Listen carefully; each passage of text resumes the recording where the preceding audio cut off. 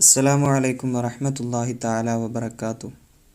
ബിസ്മില്ലാഹി വൽഹംദുലില്ലാഹി വസ്സലാത്തു വസ്സലാമു അലാ റസൂലില്ലാഹി വഅലാ ആലിഹി വസഹ്ബിഹി അജ്മഈൻ. ഇന്ന് വീഡിയോയിൽ താരീഖിൻ്റെ ഒരു മോഡൽ പേപ്പറാണ് നോക്കാൻ പോകുന്നത്. പൊതുപരീക്ഷയ്ക്ക് ഏറ്റവും കൂടുതൽ ചോദ്യങ്ങൾ വരാൻ സാധ്യത താരീഖും അതുപോലെ ഫിഖ്ഹുമാണ്. ഫിഖ്ഹിൽ നിന്നും നല്ല ചോദ്യങ്ങൾ വരാൻ സാധ്യതയുണ്ട്. കാരണം നല്ല വിഷയങ്ങൾ കൂടുതൽ പറയുന്നത് ഫിഖ്ഹിലും അതുപോലെ താരീഖിലുമാണ്. താരീഖിൽ യുദ്ധം നടന്ന വർഷവും അതുപോലെ മുസ്ലിം പക്ഷത്ത് ശത്രുപക്ഷത്ത് അതുപോലെ ഏത് വർഷമാണ് അങ്ങനെ തുടങ്ങിയ എത്ര ആളുകളാണ് കൊല്ലപ്പെട്ടത്, ഇങ്ങനെ തുടങ്ങിയ കാര്യങ്ങളൊക്കെ പരീക്ഷയ്ക്ക് ചോദിക്കാം. അപ്പോൾ നമ്മൾ ഈ പേപ്പറിൽ പറയുന്നത് റിസ്ക് കൂടിയ ചോദ്യങ്ങളാണ്. അപ്പോൾ അതിനായിട്ട് തയ്യാറാക്കിയ പേപ്പറാണ്. അപ്പോൾ എല്ലാവരും ഈ വീഡിയോ മുഴുവനായും കാണുക. അതുപോലെ മറ്റു വിദ്യാർത്ഥികളിലേക്ക് ഷെയർ ചെയ്യുക. അവർക്കും പൊതുപരീക്ഷ ഈസിയായി എഴുതാൻ ഈ വീഡിയോ ഉപകരിക്കട്ടെ. അപ്പോൾ നമുക്ക് ഒന്നാമത്തെ ആക്ടിവിറ്റി നോക്കാം. ഒന്നാമത്തേത് വർഷം എഴുതാം. ഇവിടെ ഇമാമുകളെ കൊടുത്തിട്ടുണ്ട്, ഓരോ ഇമാമികളെയും കൊടുത്തിട്ടുണ്ട്. അതുപോലെ അവരുടെ ജനിച്ച വർഷവും അതുപോലെ വഫാത്തായ വർഷവുമാണ് ഇവിടെ എഴുതി കൊടുക്കേണ്ടത്. താരീഖിലെ അവസാനത്തെ പാഠമാണ്. ആ പാഠത്തിലെ ഇമാമിങ്ങളെ കുറേ പറയുന്നുണ്ട്, അവരുടെ ജനനവും അതുപോലെ വഫാത്തും. അപ്പോൾ അതിൽപ്പെട്ടതാണ്. അപ്പോൾ എല്ലാവരും നന്നായി പഠിക്കുക. ഇവിടെ ഒന്നാമത് കൊടുത്തിട്ടുള്ളത് ഇമാം മാലിക് റഹ്മഹുമുല്ല. തങ്ങൾ ജനിക്കുന്നത് ഹിജ്റ 95-ലാണ് മഹാനവറുകൾ ജനിക്കുന്നത്. അതുപോലെ തന്നെ അദ്ദേഹത്തിൻ്റെ വഫാത്ത് വർഷം ഹിജ്റ 179-ലാണ്. ഇനി രണ്ടാമത്തെ ഇമാം ഹംബലി മദ്ഹബിൻ്റെ ഇമാമാണ് ഇമാം ഹംബൽ. തങ്ങൾ ജനിക്കുന്നത് ഹിജ്റ 164-ലാണ് ഇമാം ഹംബൽ റഹിമഹുല്ലാ തങ്ങൾ ജനിക്കുന്നത്. ഇമാം അബൂ ഹനീഫ, ഹനഫിക്കാരുടെ ഇമാമാണ് ഇമാം അബൂ ഹനീഫ. തങ്ങൾ ജനിക്കുന്നത് ഹിജ്റ 80-ലാണ് മഹാനവർ ജനിക്കുന്നത്.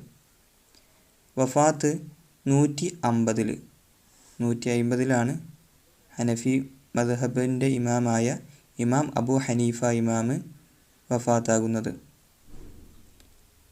ഇനി ഇമാം ഷാഫിഈ റഹിമഹുല്ല, നമ്മുടെ മദ്ഹബിൻ്റെ ഇമാമാണ് ഇമാം ഷാഫിഈ റഹിമഹുല്ല. തങ്ങൾ ജനിക്കുന്നത് ഹിജ്റ 150-ലാണ് ജനനം. വഫാത്ത് 204. ജനനം 150, വഫാത്ത് 204. അപ്പോൾ എന്ത് ചെയ്യുക, എല്ലാവരും ഇത് നന്നായി പഠിക്കുക. ജനന വർഷവും അതുപോലെ വഫാത്ത് വർഷവും അങ്ങോട്ടും ഇങ്ങോട്ടും മാറരുത്. അതുപോലെ ഇമാമിയങ്ങൾ അങ്ങോട്ടും ഇങ്ങോട്ടും മാറരുത്. അപ്പോൾ അതിനനുസരിച്ച് പഠിക്കുക. അതുപോലെ വയസ്സും പഠിക്കണം. ഇവിടെ ജനനം കൊടുത്തിട്ടുണ്ട്, വഫാത്തും കൊടുത്തിട്ടുണ്ട്.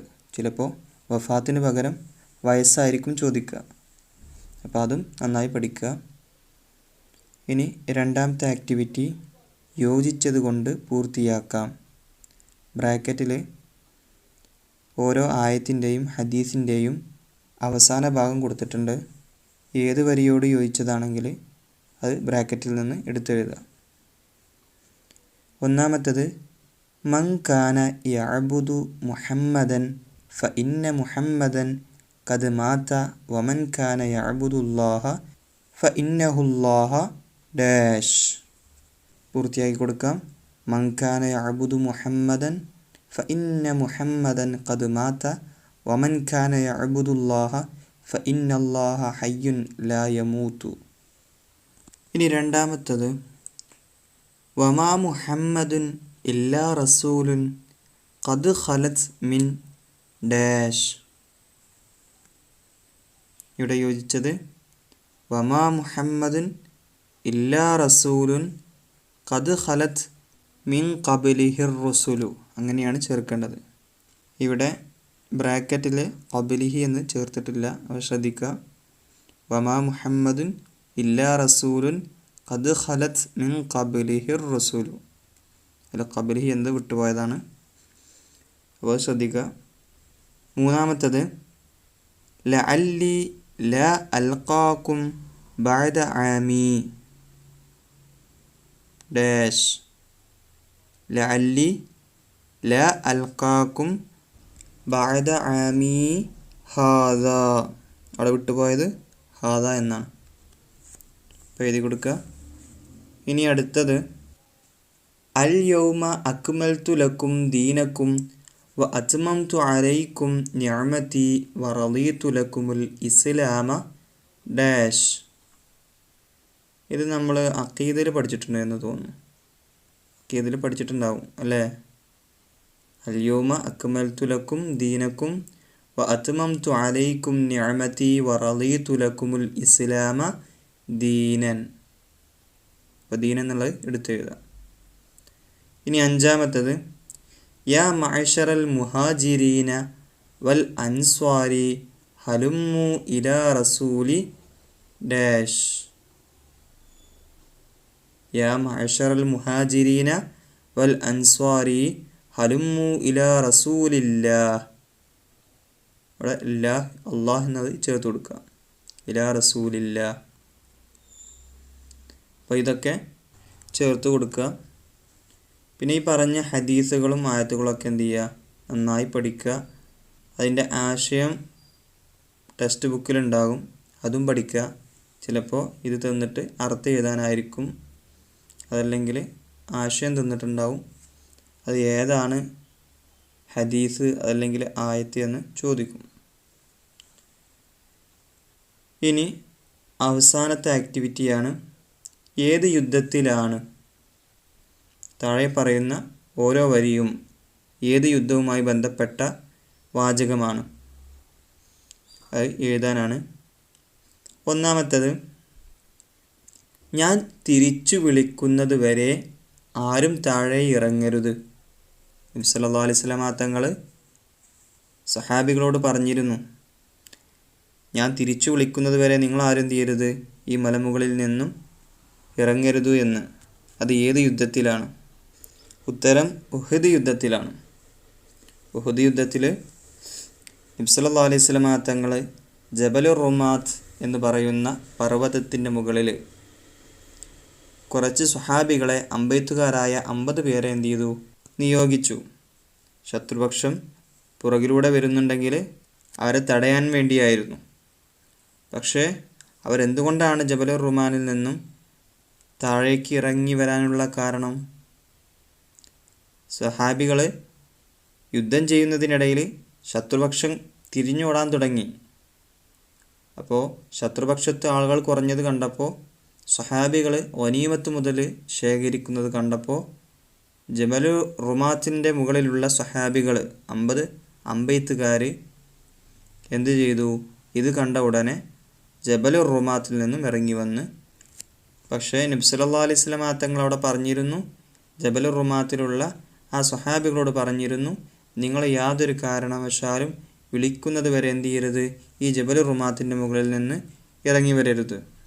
അതിൻ്റെ വാചകമാണ് ഇവിടെ കൊടുത്തിട്ടുള്ളത്. ഞാൻ തിരിച്ചു വിളിക്കുന്നത് വരെ ആരും താഴെ ഇറങ്ങരുത്. ഇനി രണ്ടാമത്തത് ശത്രുപക്ഷത്തു നിന്ന് അബൂജഹൽ ഉൾപ്പെടെ 70 പേർ കൊല്ലപ്പെട്ടു.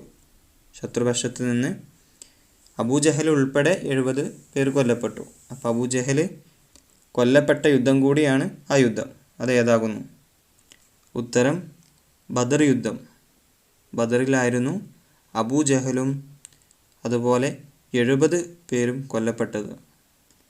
ഇനി അടുത്തത് മൂന്നാമത്തേതാണ് വിശപ്പ് കാരണം വയറ്റത്ത് കല്ല് വെച്ച് കെട്ടിക്കൊണ്ടായിരുന്നു സ്വഹാബികൾ കിടങ്ങ് കീറിയിരുന്നത്. ഇത് ഏതാണ് യുദ്ധം? ആ ചോദ്യത്തിൽ തന്നെ അതിൻ്റെ ഉത്തരമുണ്ട്. അത് നമ്മൾ പ്രത്യേകിച്ച് ശ്രദ്ധിക്കണം. ചില ചോദ്യങ്ങളിൽ അതിൽ തന്നെ ഉത്തരം കാണും. ഇവിടെ കിടങ്ങ് എന്ന് പറഞ്ഞിട്ടുണ്ടായിരുന്നു. അതുകൊണ്ട് തന്നെ മനസ്സിലാക്കാൻ നമുക്ക് ഇത് ഖന്തഖ് യുദ്ധമാണ്. ഖന്തഖ് യുദ്ധം നടക്കുന്നതിന് മുൻപ് നബി സല്ലല്ലാഹു അലൈഹി വസല്ലമ തങ്ങളും സഹാബികളും കിടങ്ങ് നിർമ്മിച്ചു. മദീനയിലേക്കുള്ള പ്രവേശനം അതിർത്തിയിലാണ് കിടങ്ങ് നിർമ്മിക്കുന്നത് ശത്രുപക്ഷത്തെ ഉപരോധിക്കാൻ വേണ്ടി. അപ്പോൾ നബി സല്ലല്ലാഹു അലൈഹി വസല്ലം തങ്ങളും സ്വഹാബികളും ഭക്ഷണം കിട്ടാതായപ്പോൾ വയറ്റത്ത് കല്ല് വെച്ച് കെട്ടി, വിശപ്പിൻ്റെ കാഠിന്യത്താൽ വയറ്റത്ത് കല്ല് വെച്ച് കെട്ടിക്കൊണ്ടായിരുന്നു നബി സല്ലല്ലാഹു അലൈഹി വസല്ലം തങ്ങളും സ്വഹാബികളും ഖന്തക്ക് യുദ്ധത്തിന് വേണ്ടി കിടങ്ങ് നിർമ്മിച്ചത്. ഇനി നാലാമത്തെ ചോദ്യം, നബി സല്ലല്ലാഹു അലൈഹി വസല്ലം തങ്ങൾ തവാഫ് ചെയ്യാതെ ഞാൻ തവാഫ് ചെയ്യുന്നില്ല. ഇത് പറഞ്ഞത് മഹാനായ ഉസ്മാൻ റളിയല്ലാഹു അൻഹു ആയിരുന്നു. നബി സല്ലല്ലാഹു അലൈഹി വസല്ലം തങ്ങളും സ്വഹാബികളും മക്കയിലേക്ക് ഉംറ ചെയ്യാനായിട്ട് നബിയും സ്വഹാബികളും മക്കയിലേക്ക് പോയി. നബി സല്ലല്ലാഹു അലൈഹി വസല്ലം തങ്ങൾ ഉസ്മാൻ റളിയല്ലാഹു അൻഹുവിനെ കാര്യം പറയാൻ വേണ്ടിയിട്ട് ശത്രുപക്ഷത്തേക്ക് അയച്ചു. പക്ഷേ ഉസ്മാൻ റളിയല്ലാഹു അൻഹുവിനെ അവർ തടങ്കിലാക്കി. അവരോട് യുദ്ധം ചെയ്യാൻ വന്നതല്ല, ഉംറ ചെയ്യാൻ വന്നതാണെന്ന് പറയാൻ വേണ്ടിയാണ് നബി സല്ലല്ലാഹു അലൈഹി വസല്ലം തങ്ങൾ ഉസ്മാൻ റളിയല്ലാഹു അൻഹുവിനെ അയച്ചത്. പക്ഷേ അവർ പറഞ്ഞത് നീ തവാഫ് ചെയ്യുക, മറ്റാരെയും തവാഫ് ചെയ്യാൻ സമ്മതിക്കുകയില്ല എന്നായിരുന്നു. പക്ഷേ ഉസ്മാൻ റളിയല്ലാഹു അൻഹു പറഞ്ഞത് ആ വാക്കാണ് ഇവിടെ കൊടുത്തിട്ടുള്ളത്. നബി സല്ലല്ലാഹു അലൈഹി വസല്ലം തങ്ങൾ തവാഫ് ചെയ്യാതെ ഞാൻ തവാഫ് ചെയ്യുന്നില്ല, അതായിരുന്നു ഉസ്മാൻ റളിയല്ലാഹു അൻഹുവിൻ്റെ മറുപടി. ഇതുണ്ടായത് ഹുദൈബിയ സന്ധി. ഇനി അഞ്ചാമത്തത്, മുസ്ലിമുകളെ ദ്രോഹിക്കുകയും മദീനയെ ആക്രമിക്കാൻ ശത്രുക്കളെ സഹായിക്കുകയും ചെയ്തു. ഇത് നടന്നത് ഏത് യുദ്ധത്തിലാണ്? ഇത് നടന്നത് ഖൈബർ യുദ്ധത്തിലാണ്. ഇനി അവസാനത്തതാണ്, മക്കയുടെ താഴ്ഭാഗത്തിലൂടെ പ്രവേശിക്കുവാനും എതിർക്കുന്നവരോട് മാത്രമേ പോരാടാവൂ.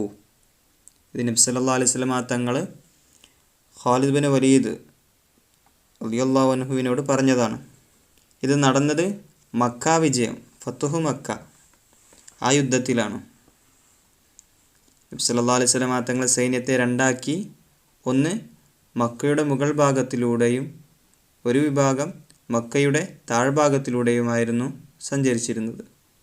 അപ്പോൾ നബി സല്ലല്ലാഹു അലൈഹി വസല്ലം തങ്ങൾ അവരോട് പറഞ്ഞതാണ്, മക്കയുടെ താഴ്ഭാഗത്തിലൂടെ പ്രവേശിക്കുവാനും എതിർക്കുന്നവരെ മാത്രമേ പോരാടാവൂ എന്ന് നബി സല്ലല്ലാഹു അലൈഹി വസല്ലം തങ്ങൾ അവരോട് പറഞ്ഞു. ഇത് ഫത്ഹു മക്ക, മക്ക വിജയ യുദ്ധത്തിലായിരുന്നു. അപ്പോൾ ഇത്ര കാര്യം എല്ലാവർക്കും മനസ്സിലായെന്ന് വിശ്വസിക്കുന്നു. അപ്പോൾ ഇൻഷാ അല്ലാഹ് ഇതുപോലുള്ള വീഡിയോയുമായി അടുത്ത വീഡിയോയിൽ കാണാം. അപ്പോൾ എല്ലാവരും മാക്സിമം എല്ലാവർക്കും ഷെയർ ചെയ്യുക. ഓരോ വീഡിയോയും നിർമ്മിക്കുന്നത് വളരെ കഷ്ടപ്പെട്ടുകൊണ്ടാണ്. അപ്പോൾ അതിൻ്റേതായിട്ടുള്ള ബുദ്ധിമുട്ടും കാര്യങ്ങളൊക്കെ ഉണ്ടാകും. പലവരും പല ചോദ്യപേപ്പറുകളും കമൻറ്റ് ചെയ്തിട്ടുണ്ടായിരുന്നു. ഇൻഷാ അല്ലാഹ് കഴിയുമെങ്കിൽ അത് വീഡിയോ ചെയ്ത് ഞാൻ ഇൻഷാ അല്ലാഹ് അപ്ലോഡ് ചെയ്യും. അസ്സലാമു അലൈക്കും വറഹ്മത്തുള്ളാഹി തആല വബറകാതുഹു.